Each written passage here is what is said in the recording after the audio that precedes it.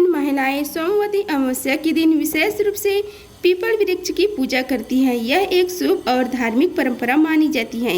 इस दिन विशेष रूप से महिलाएं अपने परिवार की सुख व समृद्धि और दीर्घ आयु की मंगल कामना करते हुए पीपल के वृक्ष की पूजा करती है। उसके चारों ओर फेरी लगाती हैं। पीपल के वृक्ष को हिंदू धर्म में विशेष स्थान प्राप्त है। इसे भगवान विष्णु का प्रतीक भी माना जाता है। महिलाएं इस दिन पीपल के वृक्ष के चारों ओर 108 बार फेरी लगाकर उसकी पूजा करेगी और कच्चे सूत का धागा वृक्ष के चारों ओर लपेटेगी। इस प्रक्रिया को सौभाग्य और समृद्धि की प्राप्ति का प्रतीक माना जाता है। सोमवती अमावस्या के दिन इस चीज़ों का दान करना भी उत्तम माना गया है। सोमवार के दिन पड़ने की वजह से इसे दिन भगवान शिव की विशेष पूजा अर्चना करने की विधान है। इस दिन श्रद्धा अनुसार चावल, सफ़ेद वस्त्र, सफ़ेद फूल, शक्कर और नारियल समेत आदि चीज़ों को दान करें। ऐसा करने से शिव जी की कृपा प्राप्ति होती है, साथ ही सुख व शांति की प्राप्ति होती है। सनातन धर्म में पर्व और व्रत के दौरान विशेष चीज़ों का दान करना चाहिए तथा इस दिन गरीब लोगों में अन्न, धन और वस्त्र का दान करें। इससे साधक को सभी कार्यों में सफलता प्राप्त होती है और बिगड़े काम पूरे होते हैं। इसके अलावा अमावस्या पर काले तिल का दान करना बेहद शुभ माना जाता है। इस दिन महादेव और भगवान विष्णु की पूजा करने के बाद काले तिल का दान जरूर करें। मान्यता के अनुसार इससे साधक को पितृदोष से मुक्ति मिलती है, साथ ही साधक को कुंडली के बुरे ग्रह के अनुसार मुक्ति मिलती है।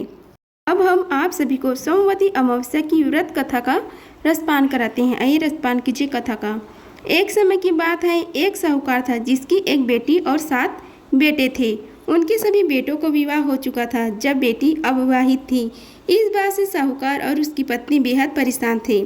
साहूकार एक साधु का भक्त था और जो अक्सर भिक्षा लेने और उन्हें आशीर्वाद देने के लिए उनके घर आता था। साहूकार की पत्नी ने देखा कि साधु ने उनकी सभी बहुओं को समृद्धि जीवन का आशीर्वाद दिया, लेकिन उन्होंने कभी उनकी बेटी को आशीर्वाद नहीं दिया। इसके बारे में जब उन्होंने साधु से पूछा तो वे बिना कुछ कहे वहां से चले गए। इससे साहूकार की पत्नी का शक और बढ़ गया।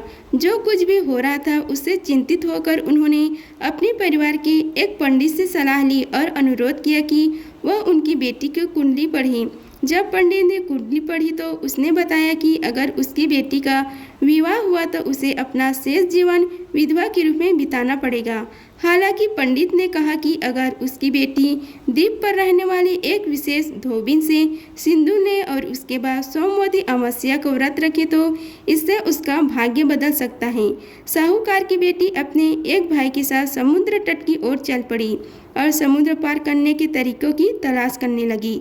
उस दौरान उसने देखा कि वहाँ एक गिद्ध का घोंसला था जहाँ पर कुछ गिद्ध रह रहे थे और एक सांप पेड़ पर चढ़ गया और मादा गिद्ध द्वारा दिए गए सभी अंडों को खा गया, जबकि अन्य गिद्ध भोजन की तलाश में थे।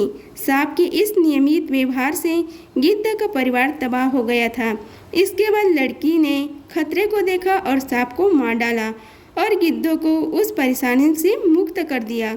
इससे गिद्ध बहुत खुश हुए और समुद्र पार करने और द्वीप पर पहुंचने में उनकी सहायता की। जब साहूकार की बेटी आई तो उसने छिपकर धोबिन की सेवा की, जिससे धोबिन बहुत प्रसन्न हुई। एक बार जब धोबिन को उसके अच्छे काम के बारे में पता चला तो उसने उसे आशीर्वाद दिया, साथ ही अपने हाथों से सिंदूर देकर उसकी खुशहाली की कामना की और भविष्य में उसके सुखमय और समृद्ध विवाह का आश्वासन दिया। इसके बाद साहूकार की बेटी ने सोमवती अमावस्या को व्रत किया और विवाह करके सुखी जीवन व्यतीत करने लगा। आप सभी को सोमवती अमावस्या में किए जाने वाली पितरों की दोष की निवारण के उपाय बताते हैं। सोमवती अमावस्या पितरों और शिव पूजा के लिए समर्पित तिथि है। इस सोमवती अमावस्या के दिन सूर्य उदय से पहले पवित्र नदी में स्नान करना चाहिए। स्नान के बाद फिर कच्चे दूध में दही शहद मिलाकर भगवान शिव जी का अभिषेक करें। 4 मुख वाले दिए को घी से जलाकर शिव चालीसा का पाठ करें। इस दिन व्रत करने वाली महिलाओं के सुहाग पर संकट नहीं आता और वंश वृद्धि होती है। इसके साथ कार्यों में आ रही बाधाएं समाप्त होती हैं, बिगड़े हुए काम पूरे होते हैं। सोमवती अमावस्या पर पवित्र नदी में स्नान के बाद सूर्य देव को जल चढ़ाना बहुत शुभ माना जाता है। इस दिन मछलियों को आटे की गोलियां बनाकर खिलाना, चींटियों को आटा डालना, पीपल, बरगद, केला, तुलसी जैसे पौधों लगाना भी बहुत शुभ फल प्रदान करने वाला उपाय है। सोमवती अमावस्या को पितरों का श्राद्ध, तर्पण, पिंडदान करने से जीवन के सभी सुख और दुख कष्ट दूर हो जाते हैं। अब तुलसी के उपाय के बारे में बताते हैं। सोमवती अमावस्या के दिन सबसे पहले स्नान करके स्वच्छ वस्त्र धारण करें। तुलसी के पौधे को गंगा जल से धोकर साफ करें और उनका श्रृंगार करें। तुलसी के पौधे के सामने घी का दीपक जलाएं और धूप दें। तुलसी के पौधे को फूल, चंदन आदि से सजाएं। तुलसी के पौधे की दक्षिणावर्त दिशा में 108 बार परिक्रमा करें।